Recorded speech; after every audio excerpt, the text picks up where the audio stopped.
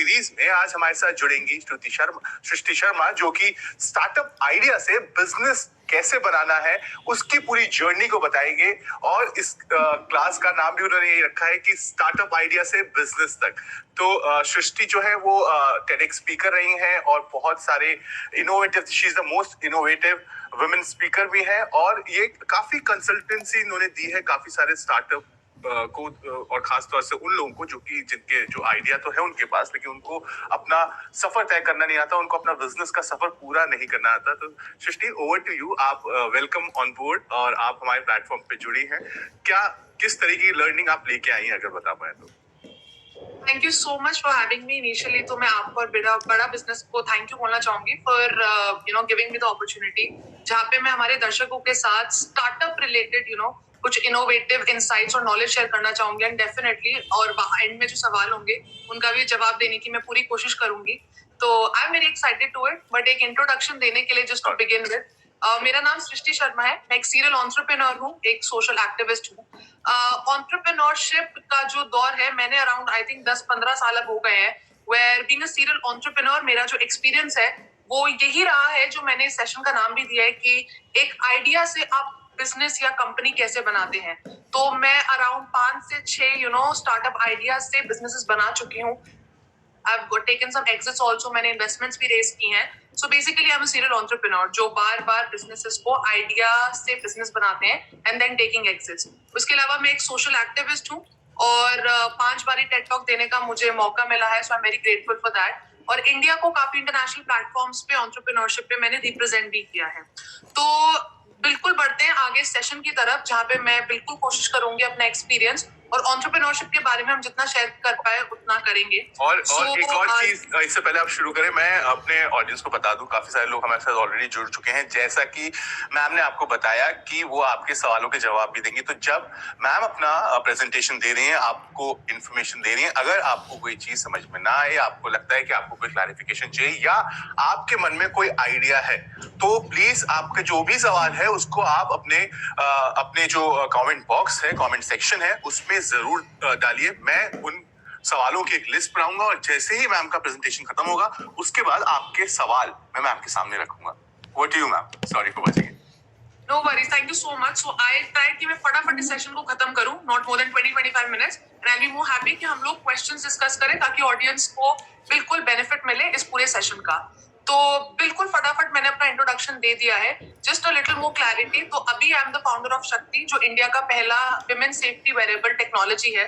तो हमने एक ऐसी टेक्नोलॉजी बनाई है स्मार्ट वेरेबल के फॉर्म में, जो एक एंटी रेप डिवाइस है और विमेन सेफ्टी के पर्पस से बनाया गया है। तो इट्स स्मार्ट वेरेबल, एक आपके हाथ में वॉच है जो विमेन सेफ्टी के पर्पस से हम लोगों ने बनाया, that can actually electrify an attacker, और वो सामने वाले को बेहोश कर सकते हैं और आपकी लाइव लोकेशन पुलिस और आपकी फैमिली फ्रेंड्स को चली जाएंगी, जिसका नाम शक्ति है। सो ऐसे ही जैसे शक्ति एक आइडिया से शुरू हुआ था, वैसे अलग अलग आइडिया से हम बिजनेस कैसे बनाते हैं, इस सेशन में हम उसके बारे में बात करेंगे। तो further without any further do हम बात करेंगे। यहाँ पे मैंने कुछ 4 स्लाइड्स में पॉइंट किए हैं। तो पहला जो मेरा पॉइंट होगा वो सबसे पहले एक इंट्रोडक्शन देने के लिए होगा, बिजनेस और एंटरप्रेन्योरशिप में डिफरेंस क्या है। Can we please go to the third slide. तो मैं अपने दर्शकों को बताना चाहूंगी कि काफी लोगों को काफी दर्शक लोगों को ना ये कंफ्यूजन रहती है कि बिजनेस और एंटरप्रेन्योरशिप तो सेम ही है। तो एंटरप्रेन्योरशिप के बारे में लोग इतना ज्यादा क्या इन्फॉर्मेशन देते हैं। बिजनेस तो सदियों से लोग कर रहे हैं, तो एंटरप्रेन्योरशिप और बिजनेस में क्या फर्क होता है, ये क्वेश्चन मुझसे काफी बारी पूछा जाता है। तो मैं जल्दी से इसके बारे में बताना चाहूंगी कि देखिए, बिजनेस और एंटरप्रेन्योरशिप सेम ही है।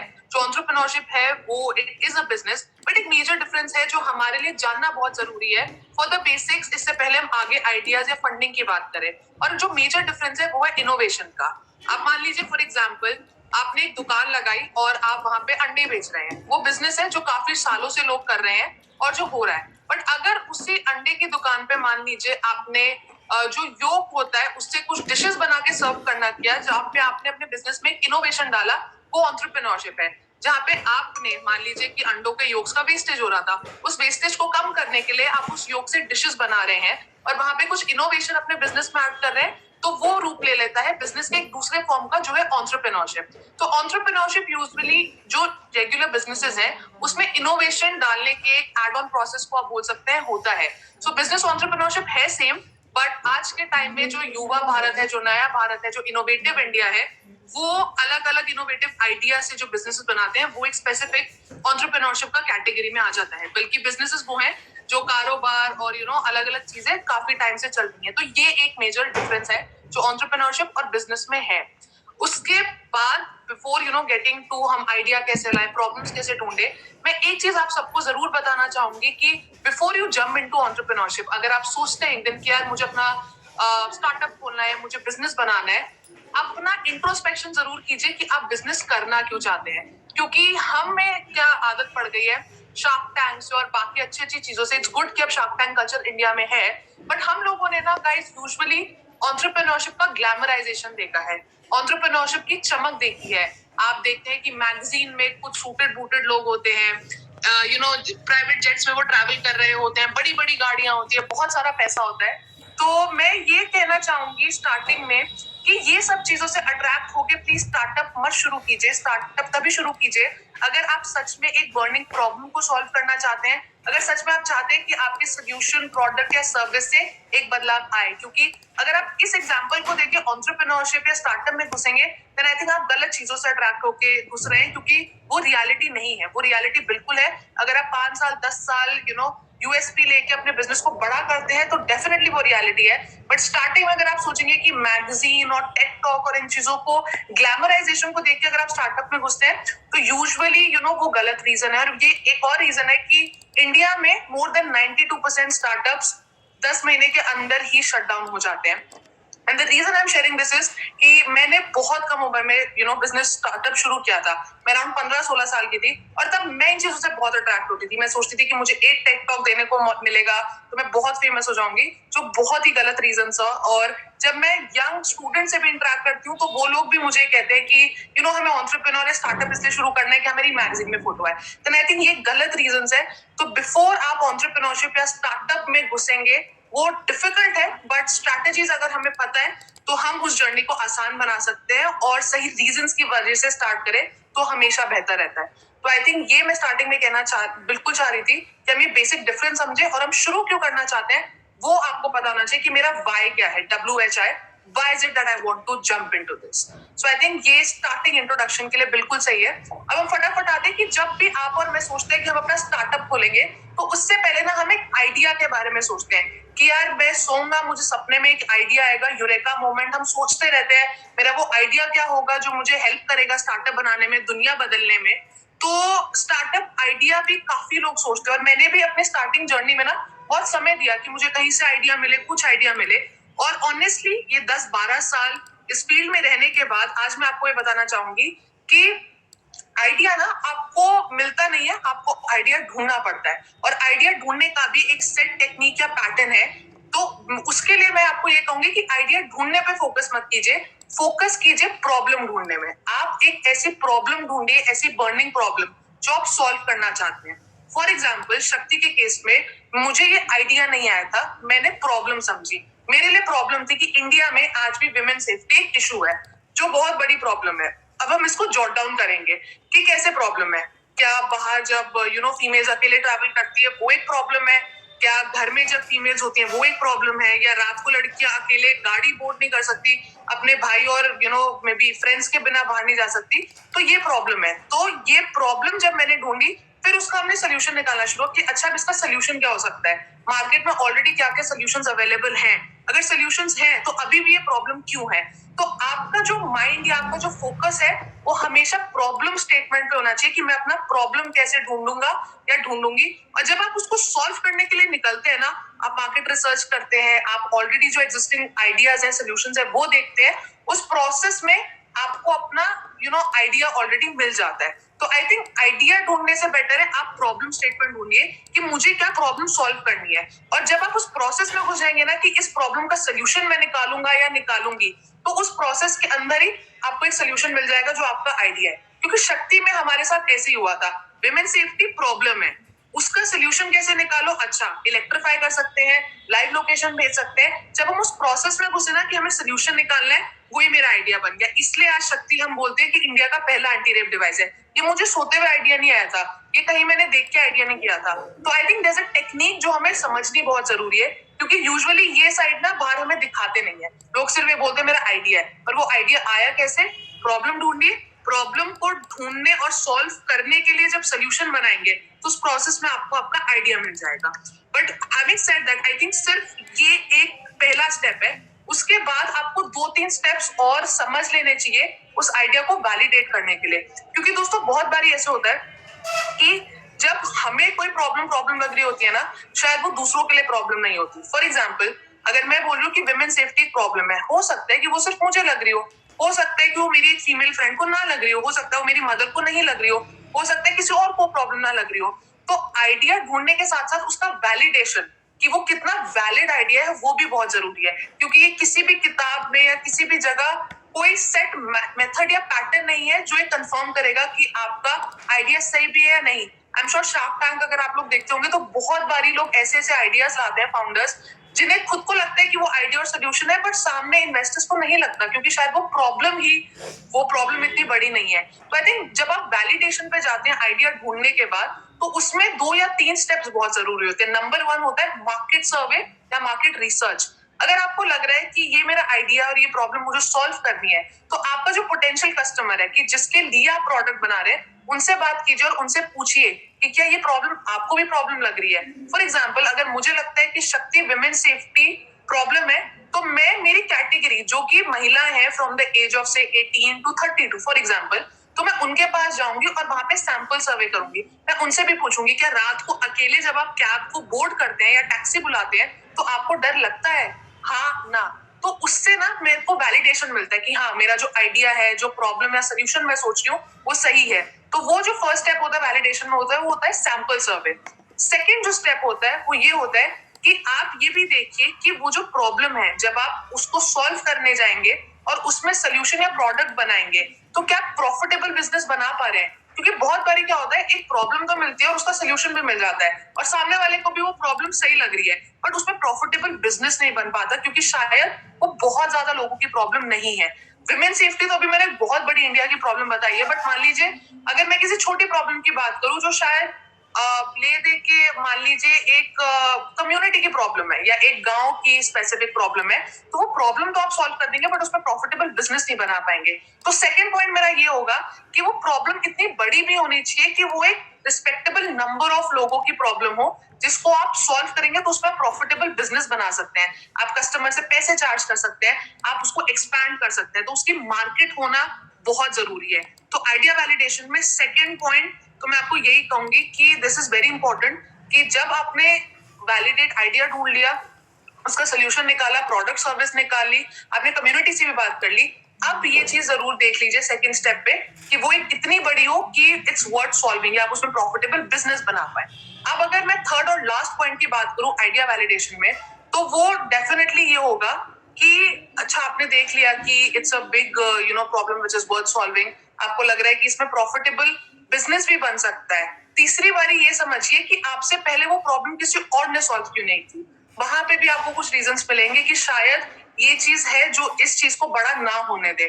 क्योंकि विमेन सेफ्टी पे जब हमने काम शुरू करना किया था, तो रिसर्च में पहली चीज ये थी कि आज तक विमेन सेफ्टी में ऐसा किसी ने डिवाइस या सोल्यूशन क्यों नहीं बनाया। फिर हमें रियलाइज हुआ वो इसलिए नहीं बन पाया क्योंकि आज तक किसी ने टेक्नोलॉजी साइज में नहीं ला पाए। तो हमारी प्रॉब्लम चेंज हो गई, अब हमें इस टेक्नोलॉजी को इस साइज में लाना था। तो third and more important point and the last point for idea validation is कि ये भी समझ लीजिए कि किसी ने आपसे पहले वो प्रॉब्लम सॉल्व क्यों नहीं की। हो सकता है कि लोगों को प्रॉब्लम भी लग रही हो सकता है मार्केट भी बड़ी हो, पर शायद कोई और रीजन निकले कि वो प्रॉब्लम आज तक सॉल्व नहीं हो पाई। तो ये जो दिक्कतें हैं ये आपको स्टार्टअप के आई वुड से 1 या 2 साल बाद जर्नी में मिलेगी, इससे अच्छा आप उसको आज ही समझ लीजिए। तो आइडिया को ढूंढने के लिए प्रॉब्लम पे फोकस रखें, उसका सोल्यूशन निकालने पे फोकस रखें और उसके बाद उसको वैलिडेट जरूर करें, क्योंकि वैलिडेशन से पहले अगर आप सिर्फ एक प्रॉब्लम सोचोगे और आप अपने दिमाग में सोच लोगे कि ये चीज तो दुनिया बदल देगी, तो आप कहीं ना कहीं फंस जाओगे। और ऐसा बहुत लोगों के साथ होता है, बहुत लोगों के साथ होता है जिनमें पैशन तो बहुत होता है शुरू करने का, बट वो अगर स्ट्रैटेजिक स्टेप्स ना ले तो आगे जाके कहीं ना कहीं फंस जाते हैं। तो आई थिंक आइडिया इससे बिल्कुल ढूंढा जा सकता है और उसको वैलिडेट करना भी बहुत जरूरी है। बिफोर आप एक कंपनी सेटअप करें, आप टीम लाए, आप उसमें पैसे इन्वेस्ट करें, ये सब स्टेप्स करने बहुत जरूरी है, जो हम कहते हैं स्मार्टर वेज टू स्टार्टअप। सो ये पहली चीज मैं बोलना चाह रही थी स्टार्टअप आइडिया वैलिडेशन के बारे में। अब हम जल्दी से आएंगे अपने दूसरी स्लाइड पे जो काफी लोगों का क्वेश्चन होता है, which is in the early days, अगर हमारे पास ज्यादा पैसे नहीं है टीम को सैलरी देने के लिए या बहुत सारे एम्प्लॉय रखने के लिए, तो हम क्या करें? तो मैं आपको कहूंगी कि यहाँ पे भी ना स्टार्टअप वाले जो लोग होते हैं ना, उनके पास लिमिटेड रिसोर्स होते हैं, except for few startups. But usually हम जब बात करते हैं काफी शहरों में भारत के, तो हमारे पास स्टार्टिंग में इतने पैसे नहीं होते।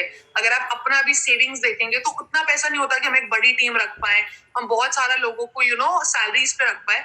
तो वहां पे हम टीम कैसे बनाए? तो काफी लोग मुझसे चीज पूछते हैं। तो सबसे पहले तो मैं आपको ये कहना चाहूंगी कि आपकी स्टार्टअप की जो एक कोर टीम होती है, जो आपके स्टार्टअप से पहले 5, 7, 10 लोग जुड़ते हैं, वो बहुत इंपॉर्टेंट लोग हैं।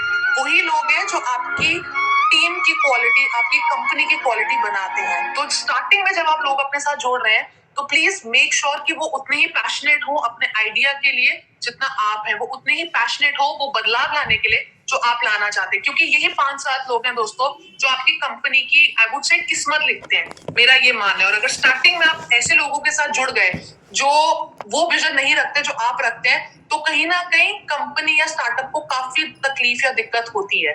तो कमिंग टू द क्वेश्चन, तो सबसे पहले तो हाँ, ये बिल्कुल पॉसिबल है कि आप बड़ी सैलरी के बिना भी स्टार्टिंग डेज में अपने स्टार्टअप में टीम रख सकते हैं। अब आइए कुछ स्ट्रैटेजी समझते हैं कि ये कैसे पॉसिबल है।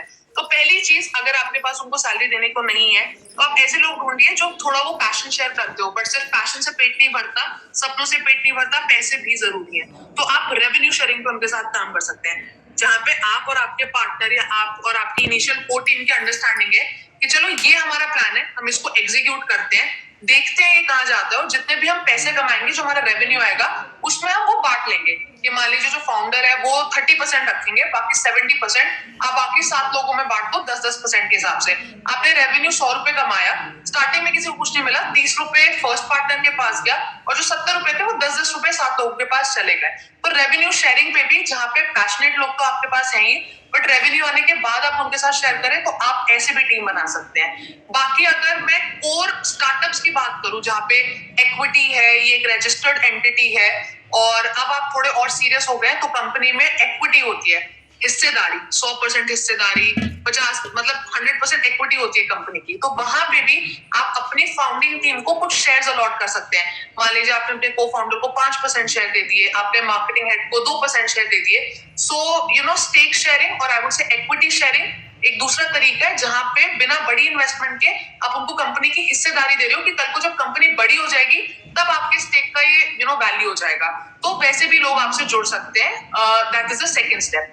तीसरा मैं आपको कहूंगी, ईसॉप पूल एक बहुत अच्छी स्ट्रैटेजी है लॉन्ग टर्म अपने साथ स्टार्टिंग में टीम साथ रखने के लिए। तो ये भी एक स्पेसिफिक पूल ऑफ इक्विटी होता है, जहां पे आप अपने टीम के लोगों को कुछ शेयर्स अलॉट कर रहे हैं ताकि वो लंबा आपके साथ जुड़ रहे। तो ये ईसॉप पूल होता है, जहां पे आपने स्पेसिफिकली एम्प्लॉयज के लिए एक पूल बना दी है, जहां पे उनके पास कुछ इक्विटी है, और उनको वो डाइल्यूशन या वो हिस्सेदारी इन टर्म्स ऑफ मनी तब मिलती है जब वो लंबे समय तक आपके साथ जुड़े रहे। तो आई थिंक ऐसे आप, और डेफिनेटली उनको कन्विंस करके, उनको से बात करके, आप बहुत ज्यादा बड़ी सैलरी के बिना भी स्टार्टिंग के 5, 7, 10 लोग तो ऐसे खड़े कर सकते हैं। और यूजुअली स्टार्टअप्स में ऐसे ही होता है, क्योंकि स्टार्टिंग में इतने पैसे तो होते नहीं है। अगर किसी को आपकी बात या आपके आइडिया में दम लग रहा है तो बिल्कुल है, और जब पैसे कमाएंगे तो सबके अंदर हिस्सेदारी वो बढ़ सकती है। और उसके बाद डेफिनेटली अगर आपने फंडिंग रेज कर दी तो आप सैलरीज भी रख सकते हैं और अपने एम्प्लॉयज को भी दे सकते हैं। तो ये दूसरी चीज है जो बिल्कुल पॉसिबल है,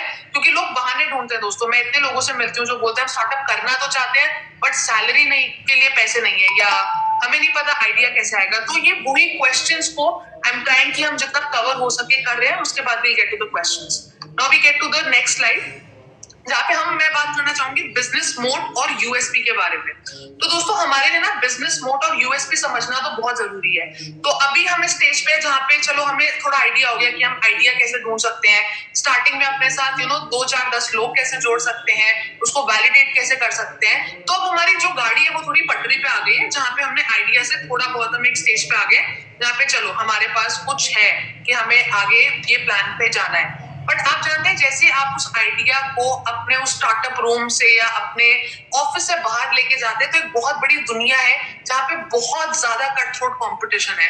और मेरे मानना और मैंने अपने एक्सपीरियंस में देखा भी है कि बहुत अच्छी अच्छी टीम्स और बहुत अच्छे अच्छे आइडियाज बड़ा कंपटीशन को झेल नहीं पाए स्टार्टिंग डेज में और वो वहीं डेड हो गए। इसलिए स्टार्टअप जर्नी जो है ना वो मुश्किल इसलिए मानी जाती है क्योंकि इनोवेशन और इनोवेटिव आइडियाज के बावजूद भी आप सस्टेन नहीं कर पाते, आप उस गाड़ी को उस पटरी पे ज्यादा देर तक लंबा नहीं रख पाते। और वो इसलिए क्योंकि शायद स्टार्टिंग में ना हम लोग इतने एक्साइटेड होते हैं बिजनेस शुरू करने के लिए कि हम मार्केट की रियलिटी और प्रैक्टिकलिटी से दूर होते हैं। इसके लिए ये चीज समझना बहुत जरूरी है जो है बिजनेस मोड।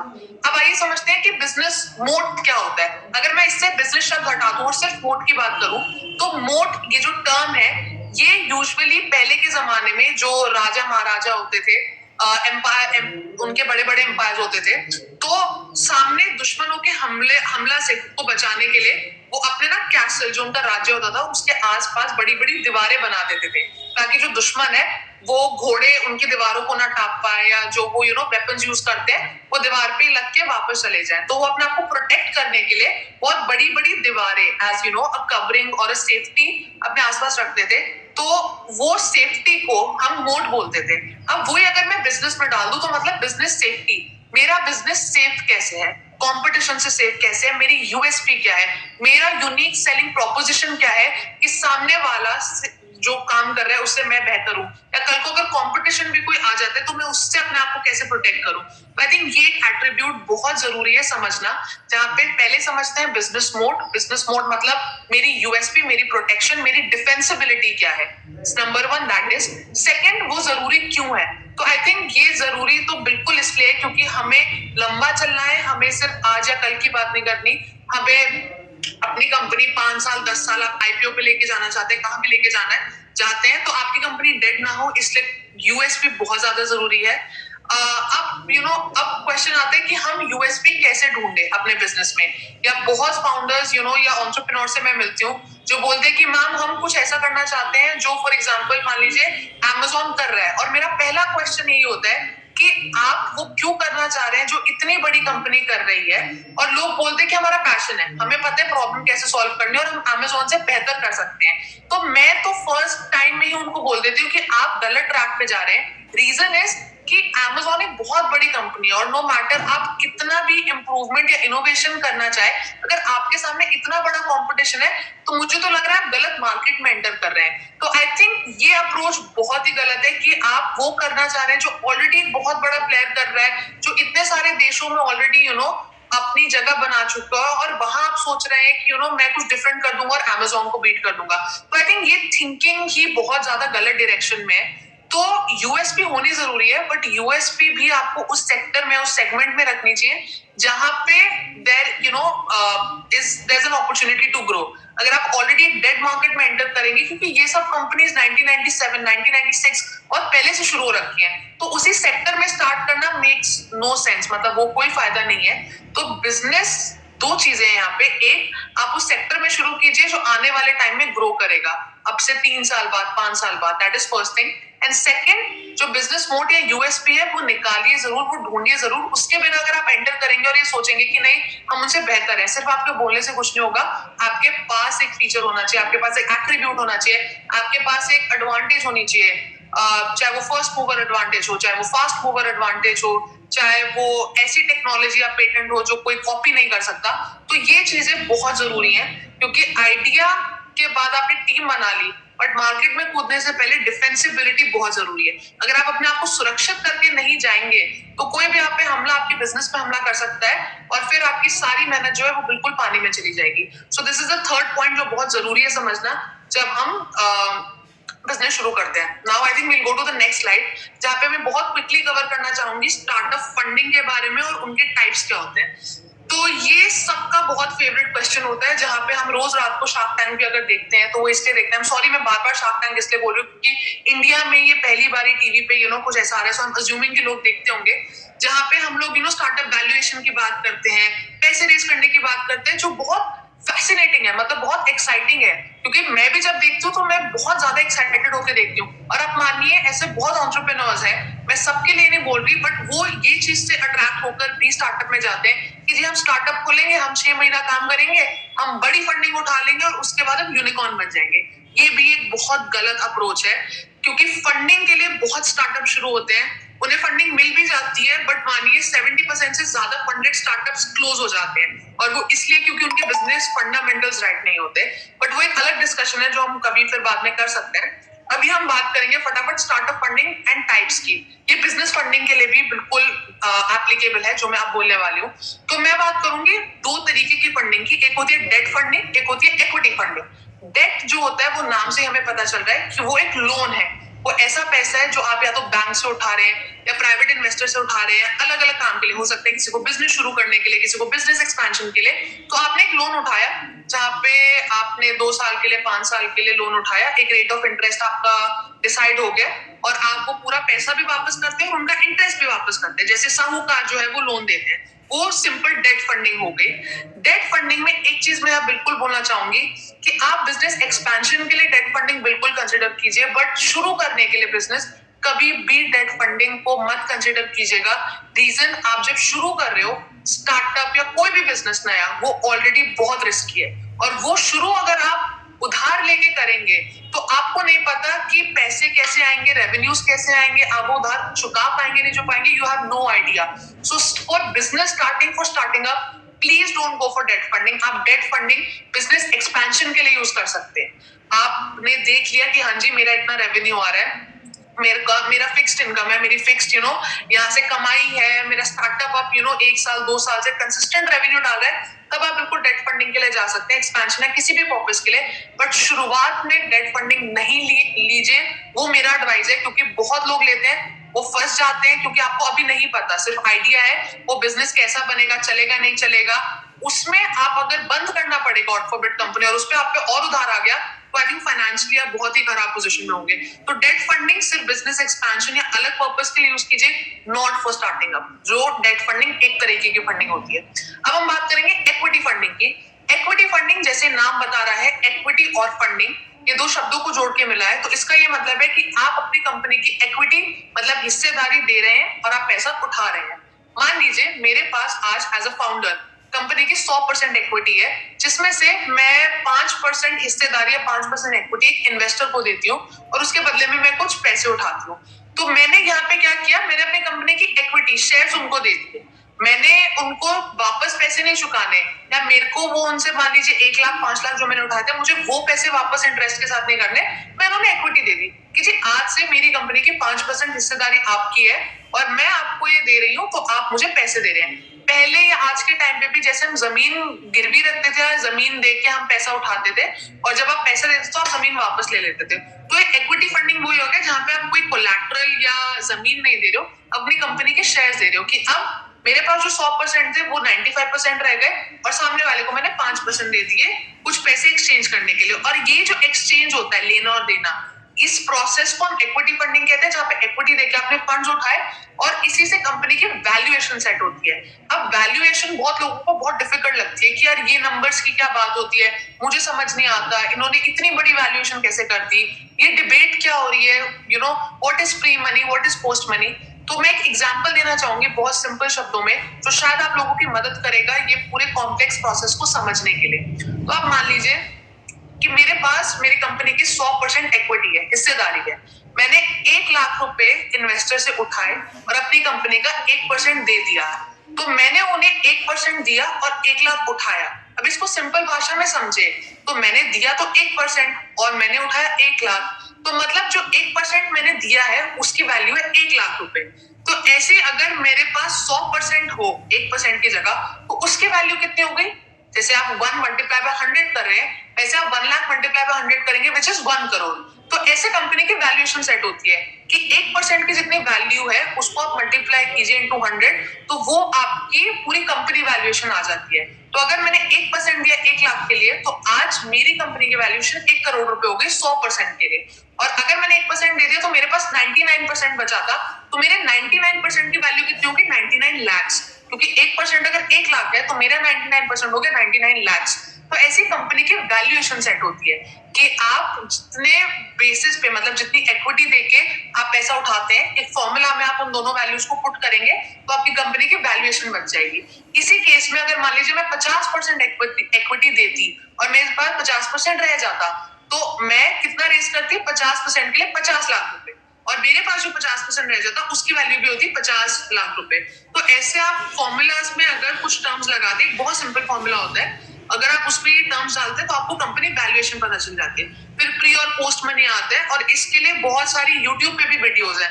तो अगर आप इसके बारे में और समझना चाहते हैं तो ऑनलाइन बहुत ज्यादा अच्छे एग्जांपल्स के साथ समझाने को है। तो I think you can always refer to YouTube to understand कि प्री और पोस्ट मनी वैल्यूएशन क्या होती है, वैल्यूएशन निकालते कैसे हैं। बहुत सिंपल है, कोई रॉकेट साइंस नहीं है। And I think in the last step which is more preferable for business owners and startup founders, तो हम बिजनेस ओनर्स के लिए तो बात कर ही चुके हैं कि अगर आपका बिजनेस थोड़ा स्टेबल है तो आप डेफिनेटली डेट फंडिंग के लिए जा सकते हैं जहां पे आपके रेवेन्यूज कंसिस्टेंट है। बल्कि स्टार्टअप फाउंडर जब आप शुरू कर रहे हैं तो इक्विटी फंडिंग, आई थिंक डेब्ट का तो कोई चांस ही नहीं है। इट्स ऑलवेज एडवाइजेबल कि आप इक्विटी फंडिंग ले, at least for the startup founders.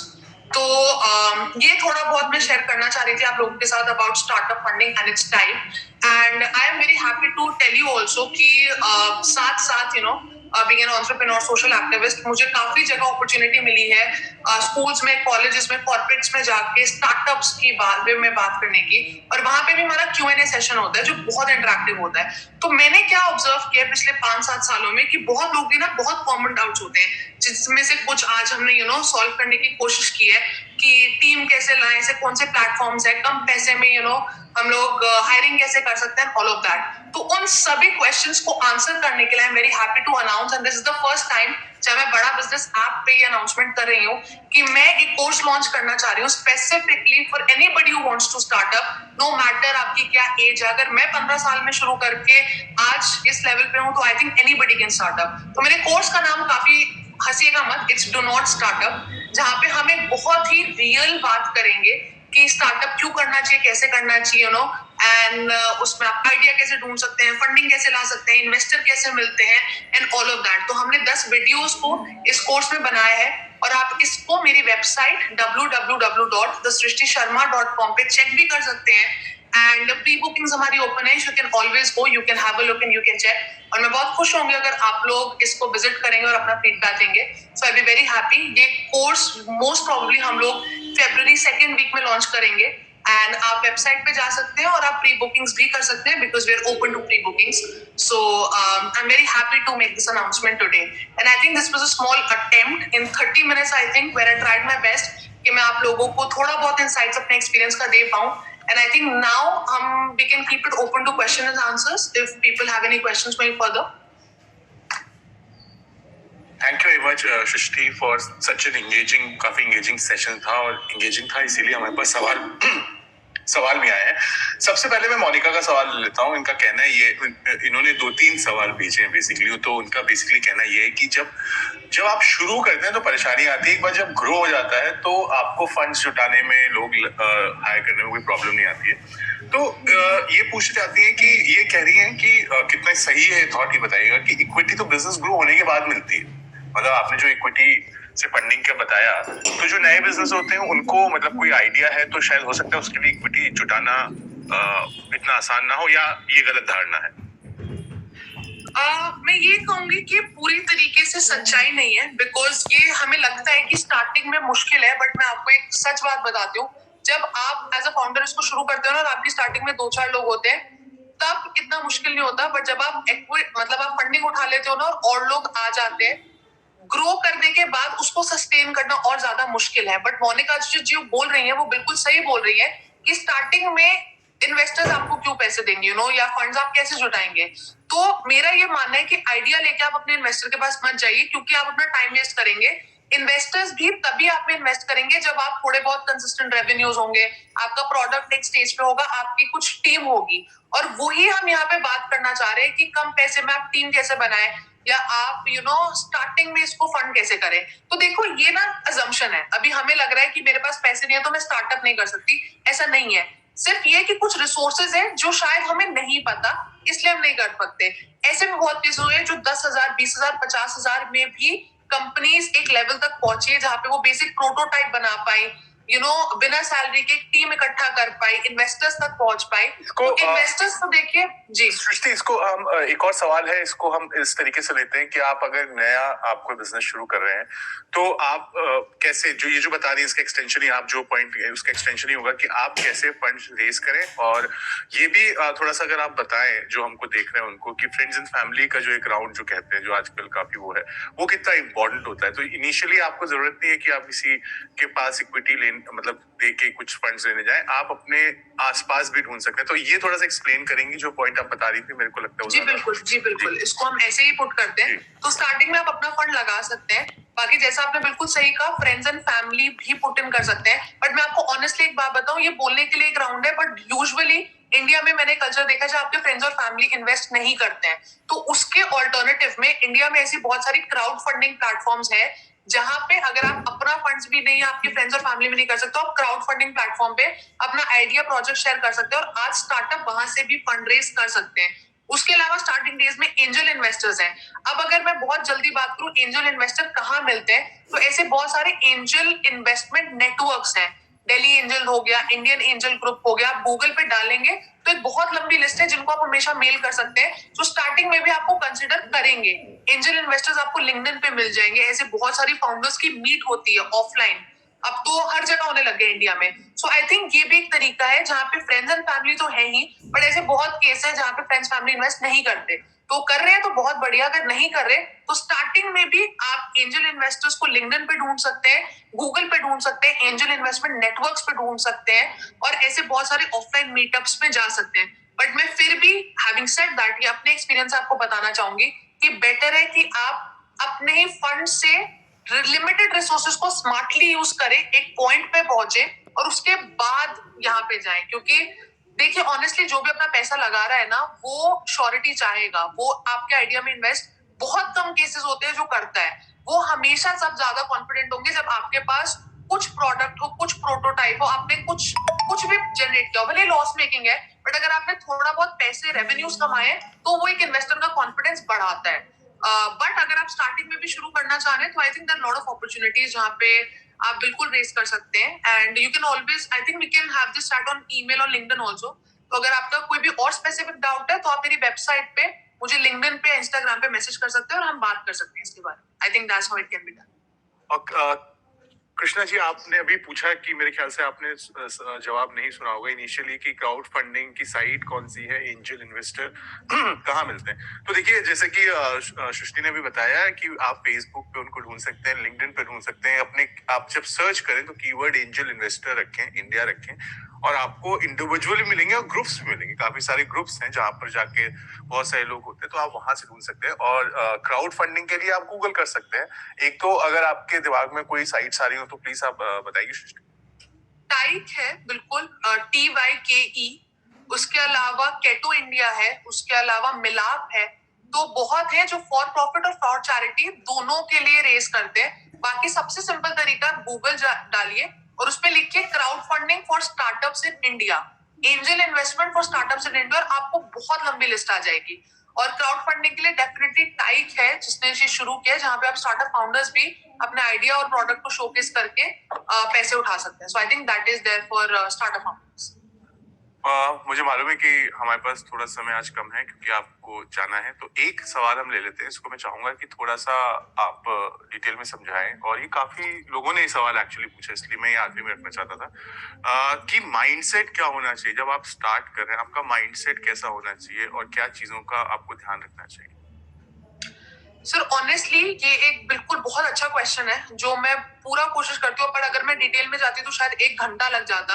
But mindset में आपको यही कहूंगी कि मेरा ये मानना है कि अगर आप स्टार्टअप और एंटरप्रेन्योरशिप में घुस रहे हैं तो आपको एक फाइट के लिए तैयार होना चाहिए। मैंने स्टार्टिंग में भी शायद 5-10 मिनट इस पे लगाए थे कि अगर आप स्टार्टअप में इसलिए घुस रहे हैं कि आपको लग रहा है कि हम कल को टीवी पे आएंगे, हम कल को एक टेड टॉक देंगे, हम इंटरव्यू दे पाएंगे, तो उसके लिए मत घुसिए। अगर आप फेम, नेम और मनी, मेरा तो ये मंत्र है, अगर आप फेम, नेम और मनी के लिए स्टार्टअप में घुस रहे हैं तो मत घुसिए। हाँ जी, बिजनेस करिए, स्टार्टअप में मत घुसिए, क्योंकि बिजनेस एक श्योर तरीका है जहां पे आप पैसा कमा सकते हैं।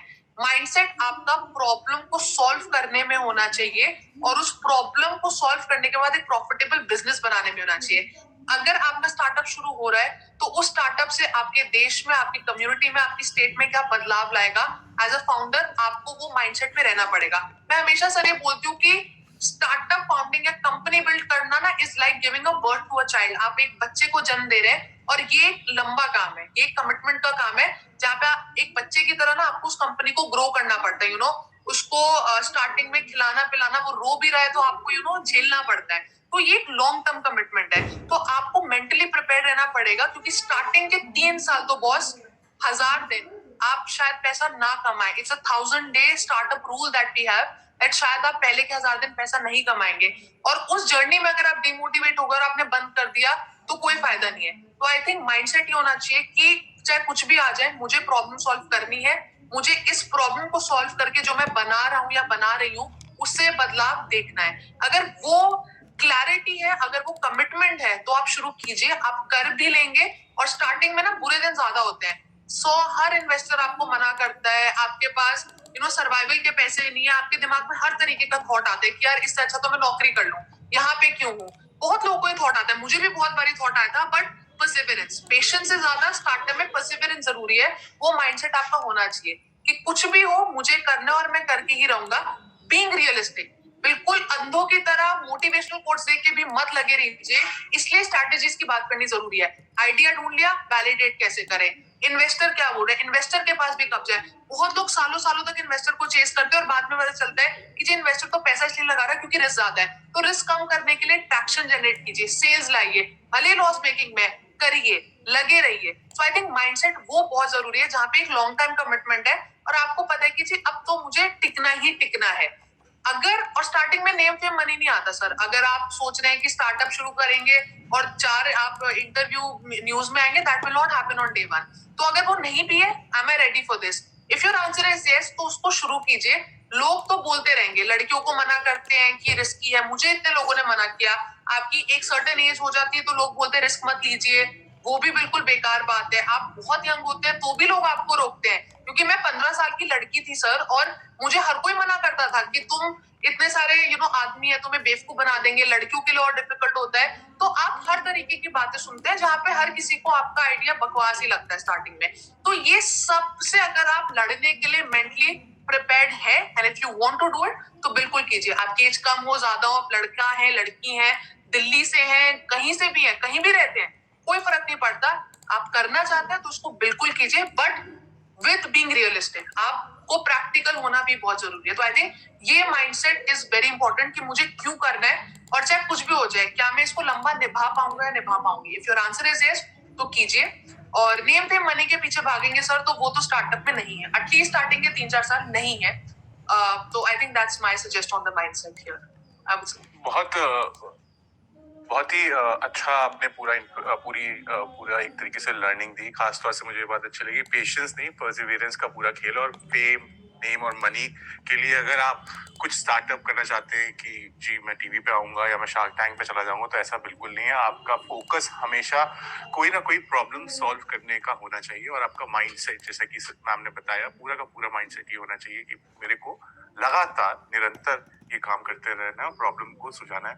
Sushi, thank you very much. आप बड़ा बिजनेस की कम्युनिटी पे आई मास्टर क्लास के प्लेटफॉर्म पे, और इतनी सारी लर्निंग आपने हमारे सब देखने वालों को दी, और थैंक यू वेरी मच।